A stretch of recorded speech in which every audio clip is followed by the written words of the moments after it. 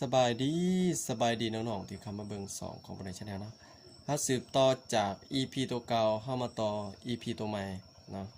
จากร่วมเสลียยังแต่สุดท้ายก็คือการจัดอันดับที่นั่นเองนะเข้ามาต่อกันเลยเข้ามาเบิ่งขั้นตอนต่อไปโอเคปฏิบัติคือดังตัวร่วมเสลียแล้วก็อันนี้คือกันแบบเดียวกันเนาะก็คือกดเครื่องไม้เท้านี้กดเครื่องไม้เท้าเลยพิมพ์คำว่าแรง RANK นี่เนาะถ้าจะพิมพ์ RA ครับก็เห็นแล้วคลิกตัวสุดท้ายนี่คลิก2เถื่อเล็กคลิกบนบล็อกเสลียของที่1และไม้จุดให้มันจากนั้นคลิกจากบล็อกที่1หอดบล็อกสุดท้ายลากเลยแบบนี้เนาะลากเลยโอเคนี่เนาะพี่หลังจากนั้นให้ใส่เครื่องหมายวงเล็บให้มัน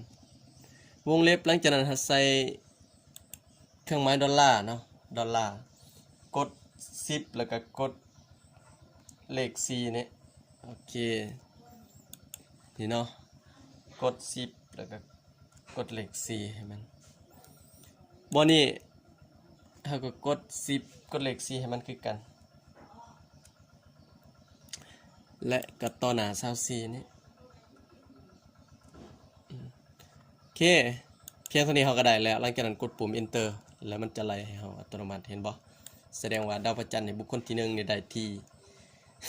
10ว่าซั่นซะหลังจากนั้นเราก็ลากคือเก่าแบบตัวร่วมเฉลี่ยคือเก่าบน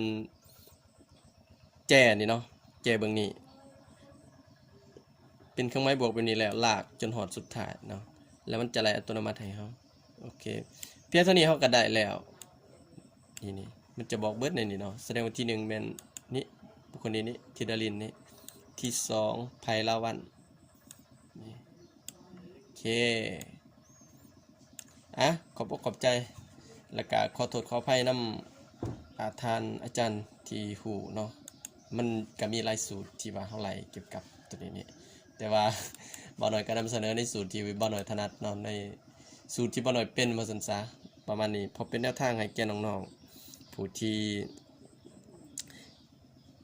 กำลังที่จะลงฝึกงานเนาะเป็นแนวทางให้นะอันนี้ก็สำคัญหลายเพราะว่าเวลาลงเขาจะได้พ่อว่าซั่นซะเกี่ยวกับตัวแบบนี้นี่รวมเฉลี่ยจัดอันดับที่นี่เนาะ